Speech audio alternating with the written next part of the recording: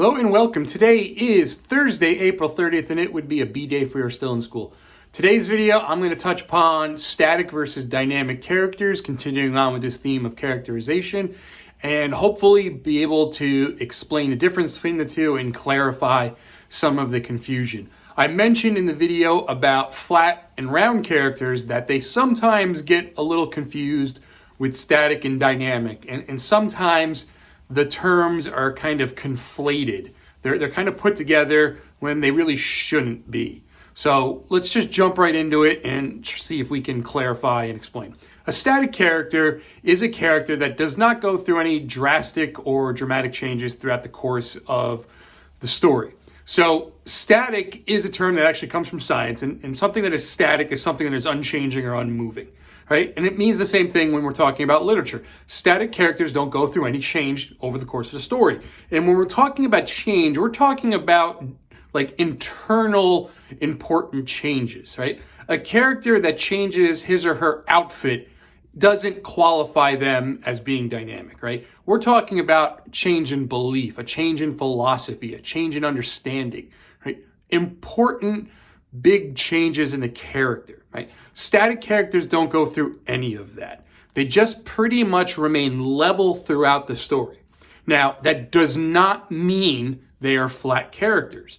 A static character can be very dynamic. They can have a ton of depth to who they are, but they just don't go through a change. Now, typically, the way literature is often written, protagonists, main characters in stories often go through a change that's tied through the climax of the story. And therefore, typically, they're not static characters. Static characters are typically the side characters that are used to accentuate or show some characteristic of your main character. So the static character doesn't change. They just remain pretty much constant throughout the story.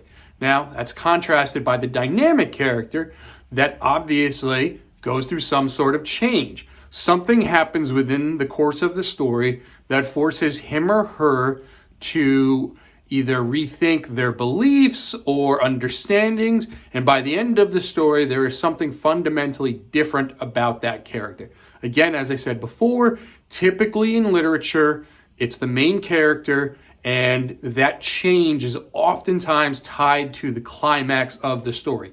Not always, right? I'm making a little bit of a generalization here, but a lot of times, particularly in the type of literature we're reading in the middle levels in middle school, the main character will go through that change based or tied to the climax of the story, that high point of the action.